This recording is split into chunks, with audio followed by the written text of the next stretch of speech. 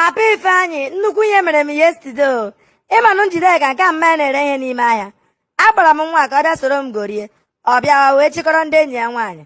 Ihe ụmụazị a mere m, ha riri ma catfish ma smoothie ha gara na-agụta ya ọnụ ma gizzard ma kpọmọ. Ihu m yesterday, adị m ka onye awụrụ mmiri. Ezudo, ị ma na ịbụ onye gaị but ihe na-agbamara otu isi afọ ọlụmụgụ ma ụmụ nwa pụta. Ọ n'ịma na ụmụazị a consumers. Ihe ị ga-eme next time ịkpọ nwa ọkpọrọ ndị enyi ya nwaanyị. Igo ihe anyị ihe buru ibu nye ihe dịka 150,000. Hapụ ebe ahụ wa. Ha kwụgide ụgwọ ụbọchị ọzọ akpọ ya bịa soya. Ka ị na-edisturb onwe gị. Ezudo, ị ma na-eji anya ọma aga n'akwa mpi. Gị na ụmụazị fukukpu m na-emekọ ihe ị ga-adị wise.